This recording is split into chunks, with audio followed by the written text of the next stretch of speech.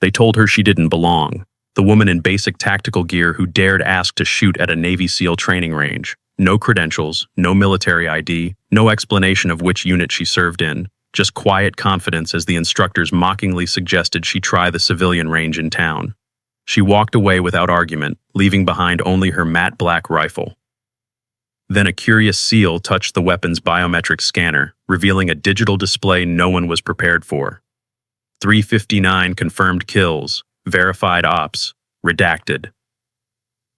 The room fell silent. Who exactly had they just turned away? From which city in the world are you watching this video today? If this story intrigues you, consider subscribing for more untold stories of exceptional individuals hiding in plain sight. The sun crested over the Nevada mountains, casting long shadows across the dusty SEAL training compound. It was barely 0600, but the facility was already alive with activity.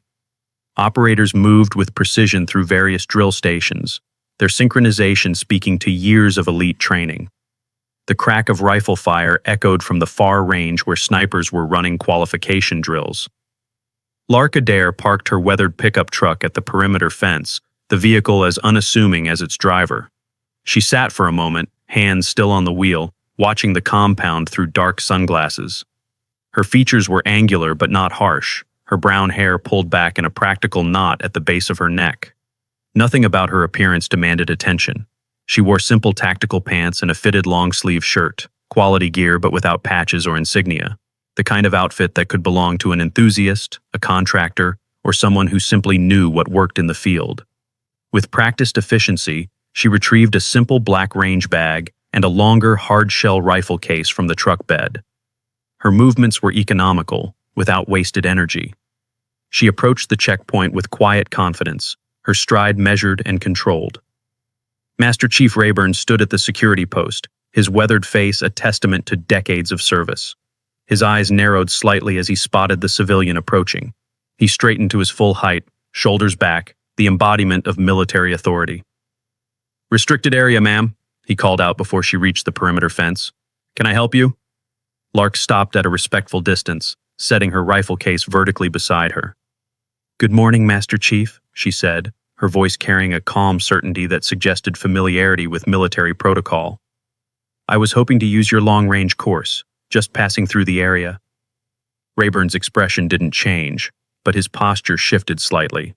Few civilians could identify his rank without insignia. "This facility isn't open to the public. Do you have clearance?" "Not current," Lark admitted. "I was hoping for a professional courtesy." Lieutenant Commander Soren approached from behind Rayburn, drawn by the unusual conversation. He was younger than Rayburn but carried himself with the same authority, his eyes sharp and evaluating as they sized up the visitor. "Professional courtesy?" Soren echoed. "This isn't exactly a public facility." "I understand," Lark said. "I used to be in the service." "Which branch? Which unit?" Rayburn asked, his tone suggesting this was the question that would determine whether the conversation continued. Lark hesitated, almost imperceptibly. "That's complicated." Soren and Rayburn exchanged a glance that contained years of shared experience. By now, a small group of SEALs had gathered behind them, curious about the civilian at their gate. "This isn't a tourist attraction, ma'am," Soren said, his tone carrying a hint of mockery. "Those targets are set at 1,200 meters for operators who've earned the right to be here." Lark absorbed the dismissal without visible reaction. "I understand," she said quietly. "Just thought I'd ask. Been a while since I had access to a proper range." Rayburn's expression softened slightly. "Maybe try the civilian range in town. They've got paper targets at 100 yards. Might be more your speed." The younger SEALs exchanged glances behind their senior officers, some amused, others uncomfortable with the dismissal. Petty Officer Bryce, the youngest of the group, studied the woman with undisguised curiosity. Lark nodded once, accepting the situation. As she turned to leave, she calmly set down her rifle case and unzipped it. The SEALs tensed, hands moving subtly toward sidearms, a reaction so ingrained it was nearly unconscious. She merely removed a small notebook, jotting something down before zipping the case closed again. With the notebook tucked away, she stepped back from the rifle case. "You might want to take a look at this," she said, nodding toward the weapon.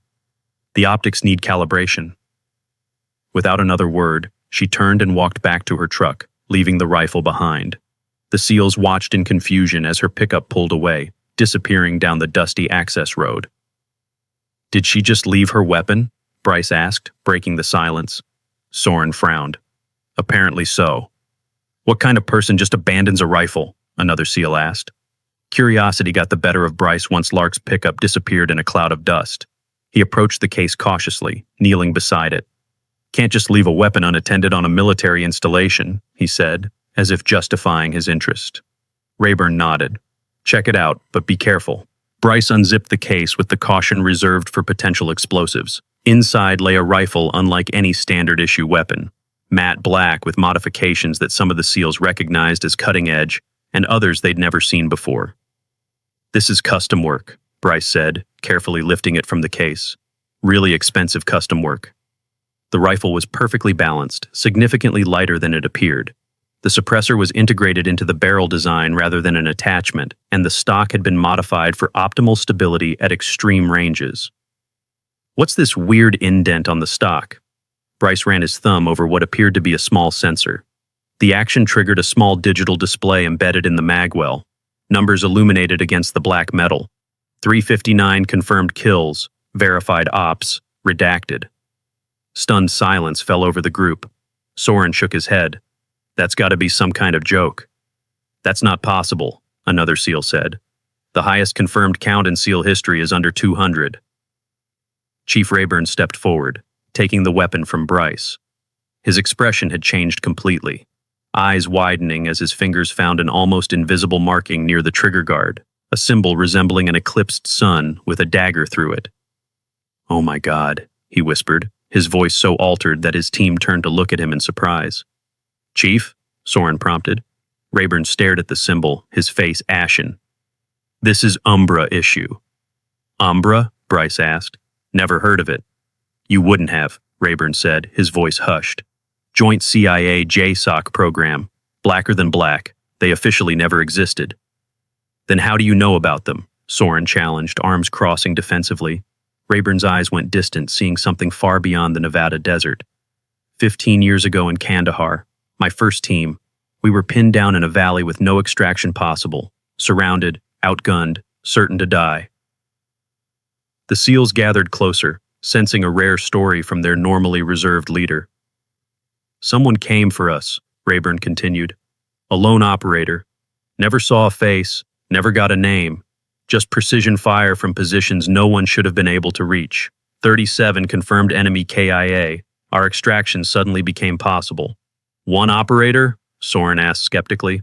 "The only trace they left behind was a single shell casing with this symbol etched into it," Rayburn said, touching the mark on the rifle. "When I asked command about it later, I was told to forget what I saw, that it never happened." The group stared at the rifle with new respect. "So that woman," Bryce began. "Get inside," Rayburn ordered suddenly. "Now."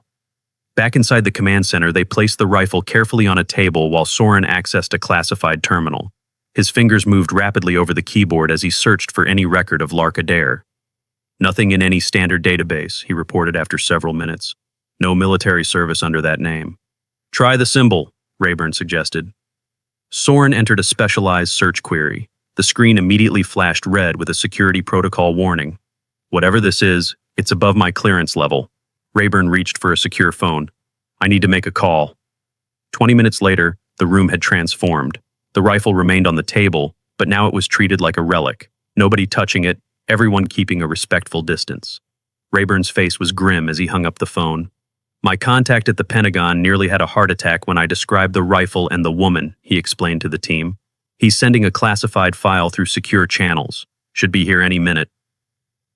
Soren's terminal chimed with an incoming transmission.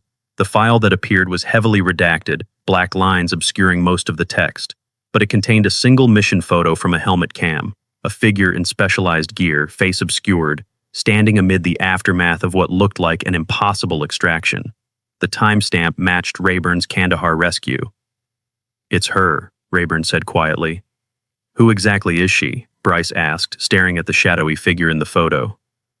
"Someone who shouldn't exist," Soren muttered, scrolling through the minimal information available. Someone who officially doesn't exist. Get her back here, Rayburn ordered, his voice carrying an authority none of the team had heard before. Now. They found her at the only motel in the small town 15 miles from the base. Soren and Rayburn approached her room with a new awareness, their previous dismissal replaced by wary respect. Rayburn knocked firmly on the door. Ms. Adair, Master Chief Rayburn from the training facility. The door opened to reveal Lark, unchanged from earlier except for the absence of her sunglasses. Her eyes were a striking pale blue, evaluating them with calm intensity. "You found something on my rifle," she said. It wasn't a question. "We'd like you to come back to the facility," Rayburn said, "if you're willing." "Why?" The single word carried weight.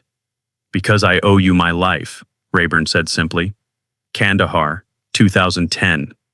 Something flickered across her face, recognition perhaps, or surprise that he had made the connection. "And because," Soren added, "Admiral Thorne is en route from Washington specifically to speak with you." This drew a more visible reaction. "Thorne is coming here?" "Yes, ma'am. He asked that you return with us." Lark considered them for a long moment. "Give me 5 minutes," she finally said, closing the door. Rayburn and Soren exchanged glances, both wondering what kind of operator could summon an admiral from across the country with just the appearance of their weapon. Exactly 5 minutes later, Lark emerged with a small duffel bag. She looked between the two men, her expression unreadable.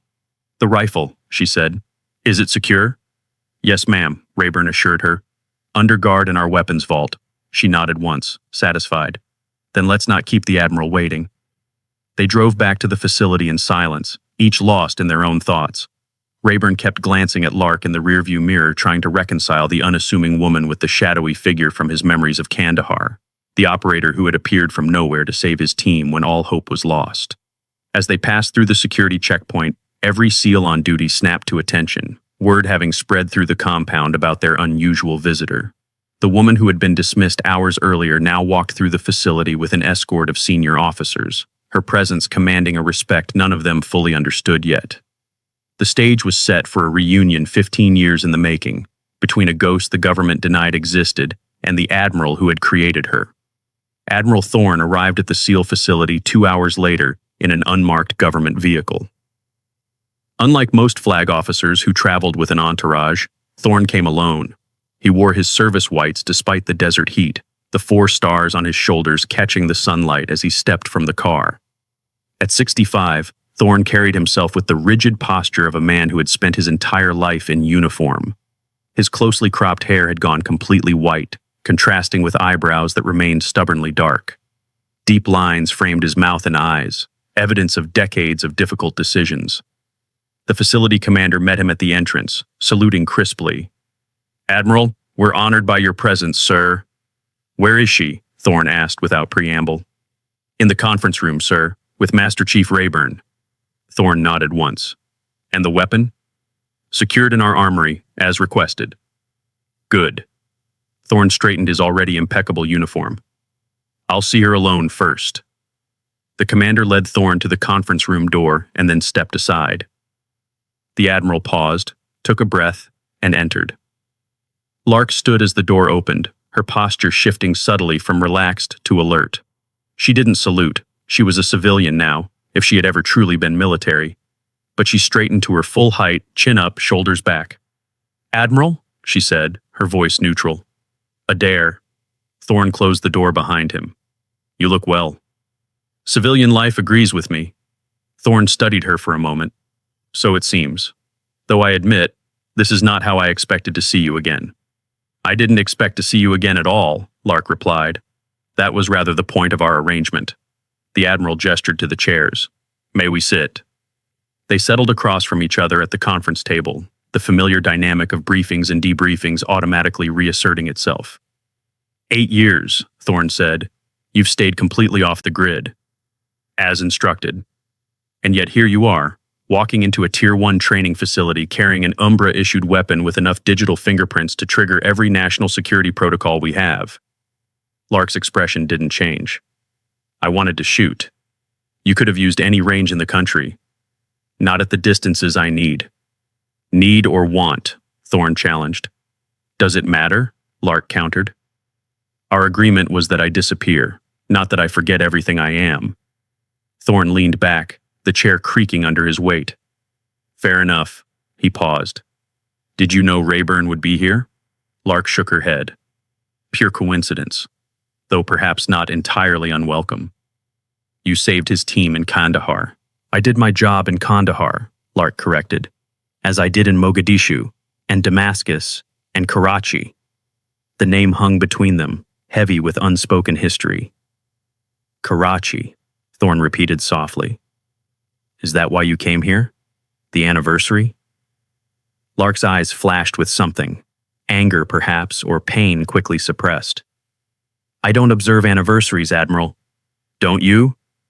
Thorne reached into his jacket and removed a small flash drive, placing it on the table between them. Yuri Petrov was spotted in Beirut 3 days ago. The change in Lark was immediate and electric. Her body tensed, hands flat on the table, eyes locked on Thorne's face. Petrov is dead. Apparently not. I watched him die in Karachi. You watched a building collapse with him inside, Thorne corrected, but no body was ever recovered. Because there was nothing left to recover, Lark insisted, a rare crack in her composure. The entire structure was incinerated. Thorne pushed the flash drive toward her. This was taken 72 hours ago. Facial recognition is a 98.7% match. Lark stared at the drive but didn't touch it. Why come to me with this? Umbra was disbanded. The program was, yes, but the threats it was created to neutralize still exist. Thorne leaned forward. Petrov is planning something big enough that chatter has reached us through 3 separate intelligence channels. You have other assets. None who know him like you do, Thorne said. None who have faced him and survived. I'm out, Lark said, her voice hardening. That was the deal after Karachi, after what happened to my team. I'm not asking you to go back into the field, Thorne clarified. I'm asking you to train a select team to help them understand how Petrov thinks, how he operates. So they can kill him? Lark asked bluntly. So they can find him, Thorne answered. What happens after that depends on what he's planning. Lark finally reached for the flash drive, her fingers closing around it with evident reluctance. And if I refuse? Then I get on a plane back to Washington, and we take our chances with what we have. Thorne's expression softened slightly. I didn't come here to force you, Lark. You earned your freedom. But I thought you deserved to know he's alive, after what he took from you. A knock at the door interrupted them. Thorne called for the visitor to enter. Master Chief Rayburn stepped into the room, followed by Lieutenant Commander Soren and Petty Officer Bryce. All 3 stood at attention. Sir, Rayburn said, sorry to interrupt, but we've received intelligence that may be relevant to your conversation with Ms. Adair. Thorne glanced at Lark, who nodded once, granting permission for them to continue. Go ahead, Master Chief, Thorne said. We've been monitoring chatter related to Petrov since your office alerted us to your arrival, Rayburn explained. There's been unusual movement at a compound in Syria that matches his known operational patterns. What kind of movement? Lark asked, immediately engaged. Soren stepped forward. Material transfers consistent with explosive precursors, and a meeting of individuals from 3 terror organizations that have never collaborated before. Timeline? Thorne asked. Whatever they're planning, Bryce said. Our analysts give it 2 weeks at most. Lark closed her eyes briefly, her hand tightening around the flash drive. When she opened them again, her decision was made. I'll need my rifle back, she said. The SEALs exchanged a subtle look of triumph. Thorne merely nodded, as if he had expected nothing less. Thank you, he said simply. Don't thank me yet, Lark replied. First, let's see if your team can hit anything beyond a paper target at 100 yards. The tension in the room broke, Soren suppressing a smile at her callback to their earlier dismissal. I think you'll find we're quick learners, ma'am, Rayburn said. An hour later, Lark stood in the facility's briefing room, facing the 8 operators who had been selected for the Petrov mission. Each had been personally vetted by Thorne and represented the elite of their already elite community.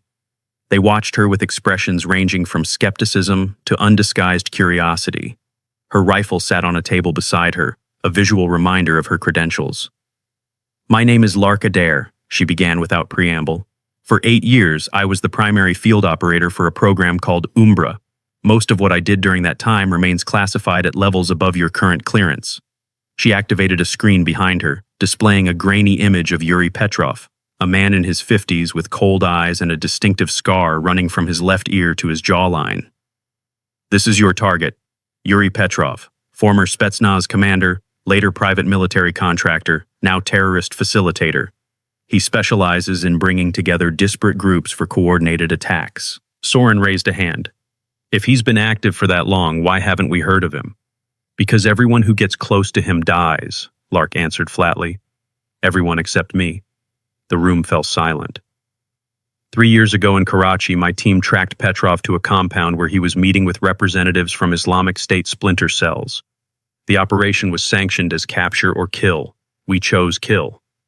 She advanced to the next slide, showing satellite imagery of a destroyed building, the structure reduced to smoldering rubble. The compound was rigged to collapse. Petrov triggered it remotely when he realized we were inside. Lark's voice remained steady, but her eyes had gone distant. "I was separated from my team when it happened. They were in the East Wing. All 6 died instantly." "And Petrov?" Bryce asked. "I tracked him to a secondary exit. We engaged. I put 2 rounds in his chest before the remaining structure collapsed. The fires burned for 3 days. No remains were recovered." She switched to a new image, the recent photograph Thorne had brought, showing Petrov at an outdoor cafe in Beirut. "Apparently I should have aimed for the head," Lark concluded. Admiral Thorne stepped forward.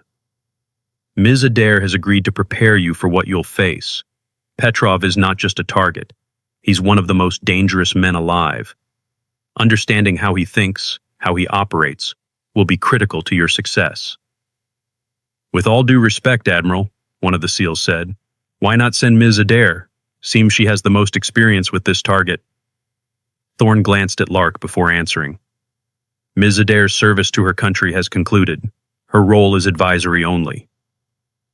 Lark picked up her rifle, checking it with practiced hands. "We start on the range in 30 minutes. I need to see what I'm working with." As the team filed out, Rayburn lingered behind. "Thank you," he said quietly once they were alone. "For Kandahar. I never got the chance." Lark nodded once, accepting his gratitude without comment. "And for agreeing to help now," Rayburn continued. "I know this can't be easy, revisiting that history." "Nothing about Petrov is easy," Lark replied, "but neither is living with ghosts." Rayburn understood. Every operator carried their own phantoms. The afternoon sun beat down on the long-range course as Lark positioned herself behind her rifle. The SEALs watched as she established her shooting stance, her body settling into the familiar pose like returning to a native language. Admiral Thorne observed from a distance as Lark demonstrated a shot at 1,500 meters. The crack of the rifle followed almost immediately by the ping of the target. "Impressive," Soren admitted. "That's why she's here," Thorne said. "What you're witnessing is the result of over 20,000 hours behind a rifle. There's no substitute for that kind of experience." Lark rose from her position, gesturing for Bryce to take her place. "Your turn. Show me what you can do." For the next several hours, she assessed each operator's skills, making minor corrections to their technique, offering insights that weren't found in any manual. Her teaching style was direct but not harsh, focused on efficiency rather than ego. As the sun began to set, casting long shadows across the range, Lark called an end to the day's training. The SEALs gathered their equipment, their initial wariness now replaced with evident respect. 0600 tomorrow, she told them. "We'll work on advanced stalking techniques. Petrov has an uncanny ability to sense surveillance. You'll need to be ghosts to get close to him." After the team departed, Lark remained on the range, methodically cleaning her rifle as the light faded. The familiar ritual was meditative, a rare moment of peace in a day that had upended her carefully constructed civilian life. She sensed rather than heard Thorne approach. "They're good," she acknowledged without looking up. "Better than most I've worked with." "But," Thorne prompted, knowing her well enough to hear the unspoken reservation. "But Petrov is better." Lark finished with her rifle and closed the case. "He survived Karachi. That shouldn't have been possible. Perhaps fate had other plans." Lark gave him a sharp look. "Fate didn't keep him alive, Admiral. Preparation did. Intelligence did. The same tools I'm trying to give your team." Our team, Thorne corrected. For now, at least. Lark stood, lifting her rifle case. Just until they're ready. Then I go back to my life. Of course, Thorne agreed, though something in his tone suggested he wasn't entirely convinced this would be so simple. As they walked back toward the facility buildings, the Admiral cleared his throat. There's one more thing you should know about Petrov. Lark stopped walking. What? After Karachi, when he went underground, he spent resources trying to find you. Thorne's expression was grave. He knows you survived, and I believe his reemergence now is not coincidental. You think he's drawing me out, Lark said, the pieces falling into place. I think whatever he's planning, he wants you to see it. Thorne placed a hand briefly on her shoulder.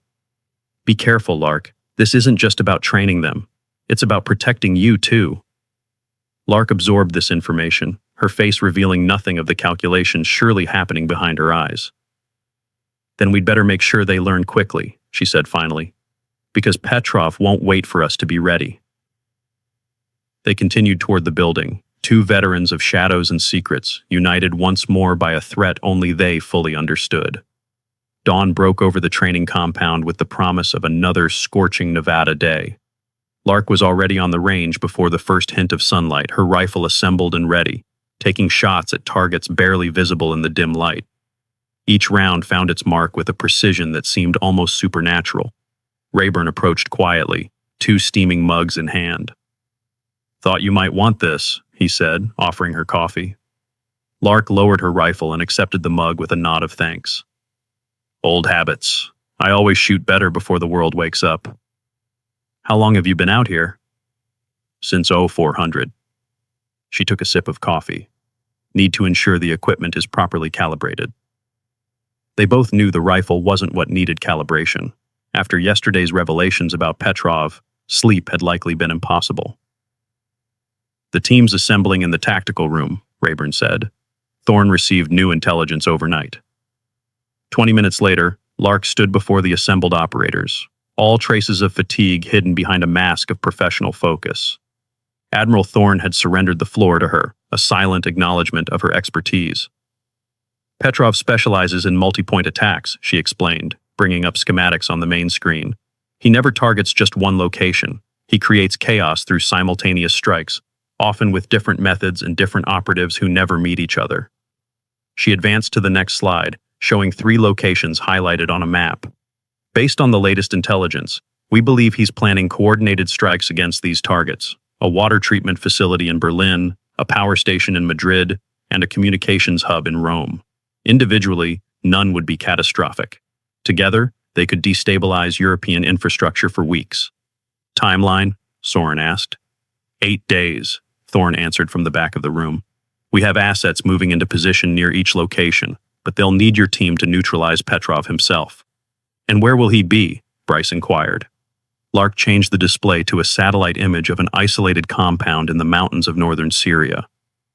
Here. He never participates directly in attacks, but he always observes from a safe distance. This location gives him sight lines to communication relays that would confirm all 3 operations. So we take him out before the attacks can be coordinated, one of the SEALs suggested. It's not that simple, Lark countered. Petrov will have redundancies, fail-safes. If he dies prematurely, the attacks might trigger automatically. We need to capture him alive, extract the details of the plot, and then neutralize all components simultaneously. The team absorbed this complication with professional stoicism. That's why today's training is critical, Lark continued. You need to become invisible. Petrov has survived this long because he can sense surveillance. He can feel eyes on him. She gathered her equipment.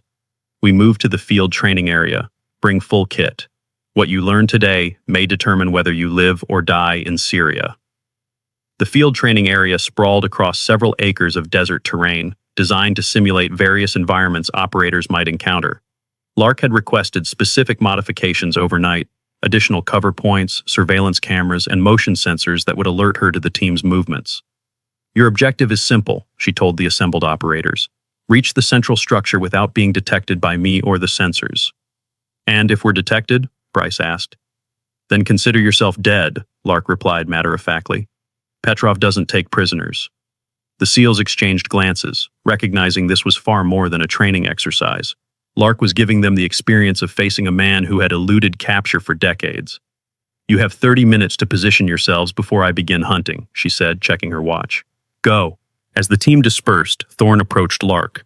"Are you pushing them too hard?" "Not hard enough," she answered, checking the specialized optics on her rifle. "In Syria, they won't get 30 minutes. They won't get warnings. They'll get one chance, and if they fail, people die." Thorne nodded, understanding her methods even if he questioned their intensity. "Just remember, they're the best we have." "They need to be better," Lark said simply. For the next 4 hours, Lark demonstrated why she had accumulated 359 confirmed kills. One by one, she eliminated the SEALs, spotting their movements despite their advanced training in concealment. Each time she would call them out through the radio system, explaining precisely what had given away their position: a shadow in the wrong place, disturbed dust, the glint of light on equipment. By mid-afternoon, not a single operator had reached the objective undetected. The team regrouped, frustration evident despite their disciplined exteriors. "Again," Lark instructed, "but this time, forget everything you've been taught about conventional stalking. Petrov doesn't think like a conventional target." "With respect, ma'am," Soren interjected, "we've been trained by the best in the world." "And yet I found each of you," Lark pointed out, "as would Petrov." "What are we missing?" Rayburn asked, cutting through the tension. Lark considered the question. "You move like soldiers. Even at your stealthiest, you move with purpose, with intent. Petrov doesn't look for people. He looks for intent." She removed her rifle's suppressor, holding it up. "Your conventional training teaches you to eliminate noise, but sometimes the absence of expected noise is more suspicious than the noise itself." Understanding began to dawn on their faces. "Nature has sounds," she continued. "Wind, insects, small animals. When those sounds stop suddenly, predators know prey is near. Petrov operates on the same principle. He senses the unnatural silence of someone trying too hard to be quiet." "So how do we approach?" Bryce asked. "Become part of the environment," Lark explained. "Don't fight against it. Flow with it. If the wind blows dust, let it blow over you. If a bird startles, don't freeze. React as the environment reacts." She demonstrated, moving across a patch of open ground in a way that seemed completely natural, as if she were simply another element of the desert landscape. "One more thing," she added. "Petrov will have thermal imaging, but he won't rely on it exclusively. He knows professionals can mask heat signatures. He'll be looking for disruptions in the natural pattern of the environment." The team absorbed her guidance, mentally adjusting years of ingrained tactics. "Let's try again," Rayburn suggested. This time, the exercise proceeded differently. The operators moved more fluidly, more organically. Two managed to avoid detection long enough to reach promising positions. By sunset, Bryce had actually reached the objective, the first success of the day. As they gathered their equipment in the fading light, Lark offered rare praise. "Better. You're starting to understand. Tomorrow we'll work on the approach to the Syrian compound specifically." The team departed for the barracks, spirits lifted by their progress. Soren lingered behind, helping Lark collect the training sensors. 359 confirmed, he said quietly, referring to the count displayed on her rifle. "How do you live with that?" Lark continued her work without pausing. "I don't count them," she replied after a moment. "The system did. Each one was somebody's son." A quiet moment of understanding passed between them. "The ones that haunt me aren't on that counter," Lark added unexpectedly. "Which ones?" "The ones I didn't take," she said, her voice steady but with an undercurrent of something deeper. "The ones where I had to walk away because the mission parameters changed. Those stay with you more than the triggers you pull." Soren nodded, recognizing a truth that transcended their different backgrounds. Every operator carried the weight of decisions made and not made. As the last light faded from the sky, Lark remained alone on the range, methodically preparing equipment for the next day's training. The rifle lay partially disassembled before her, each piece cleaned with meticulous care. Rayburn approached, carrying a thermos. "Thought you might need a refill," he said, pouring coffee into her empty cup. "Thank you," Lark said, not looking up from her work. Rayburn settled onto the bench beside her, watching her practiced movements. "Why did you really come here that first day?" he asked after a comfortable silence. "You could have shot anywhere." Lark's hands stilled momentarily. "Because sometimes the ghosts get too loud," she admitted. "I needed to be around people who might understand that." "And the rifle? Why leave it behind?" "Because some burdens aren't meant to be carried alone," she said after a pause. They sat in companionable silence as the first stars appeared overhead, each understanding the weight of service that words could never fully capture. "That day in Kandahar," Rayburn finally said, "I never got to say thank you." Lark looked at him, a rare smile softening her features. "You just did." The following days fell into a rhythm of intense training and preparation. Lark pushed the team relentlessly, refining their approach tactics, their communication protocols, their contingency planning. Each day, they improved, adapting to her methods, incorporating her insights into their already formidable skill sets. On the fifth day, Admiral Thorne called Lark to a private briefing.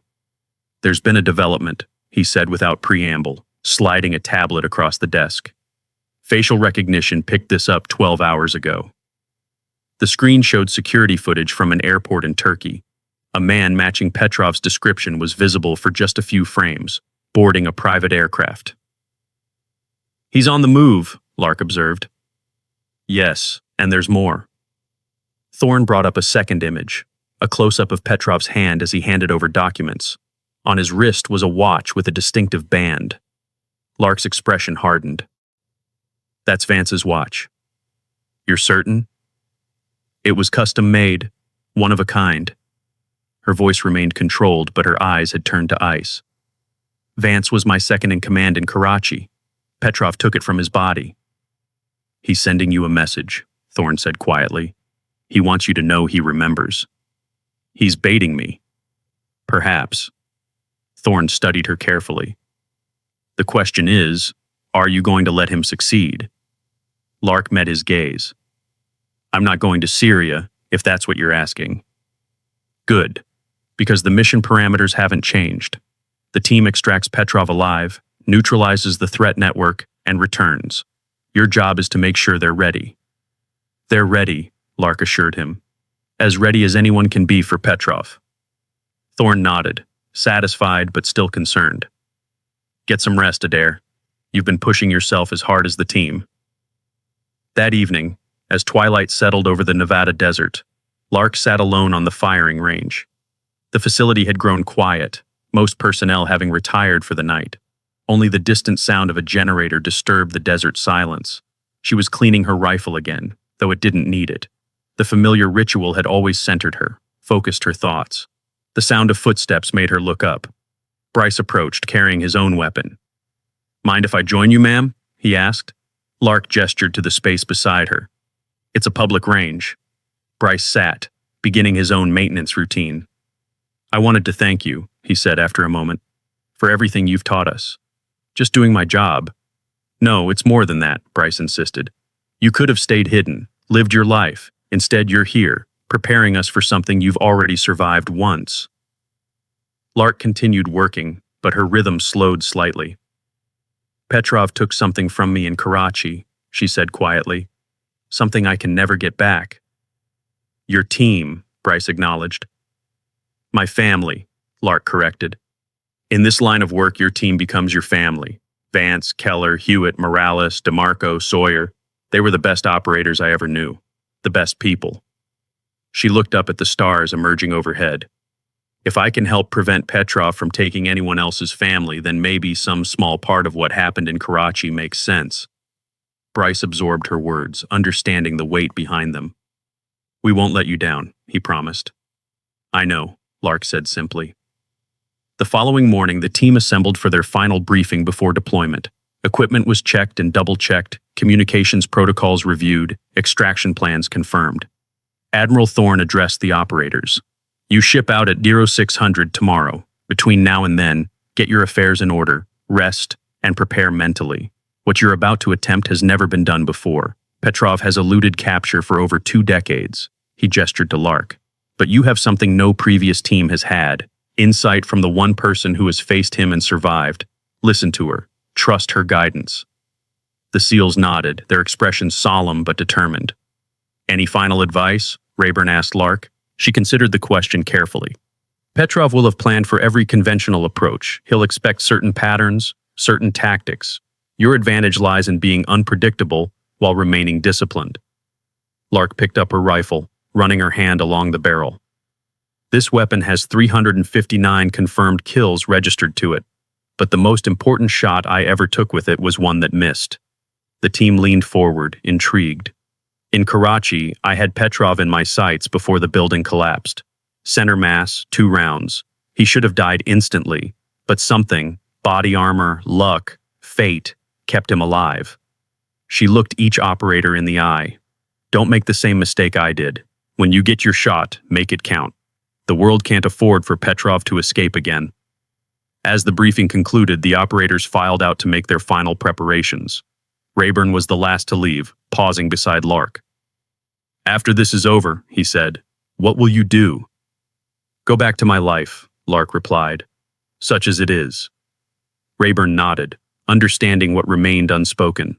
For people like them, there was no true after. There was only the next mission, or the memory of the last one. Good hunting, Lark said, offering her hand. Rayburn took it, the handshake firm. Thank you, for everything. As sunset painted the Nevada sky in shades of orange and purple, Lark stood alone at the far end of the range. Her rifle was assembled one last time, loaded with a single round. She took aim at the most distant target, 2,000 meters away, a shot few people on Earth could make consistently. Her breathing slowed, her focus narrowed to the crosshairs of her scope. The rifle cracked once, the sound echoing across the empty range. Through her scope, she saw the perfect impact at the center of the target. For you, Vance, she whispered to the desert wind. For all of you. Tomorrow, the team would depart for Syria, carrying with them the skills and knowledge she had imparted. Petrov would face the consequences of his actions, one way or another, and perhaps the ghosts that had haunted her since Karachi would finally find some measure of peace. As darkness fell over the desert, Lark packed away her rifle for the last time. Whatever happened in Syria would happen without her. She had done what she could, shared her experience, prepared the team, honored her fallen comrades. The rest was in the hands of fate and the skilled operators she had trained.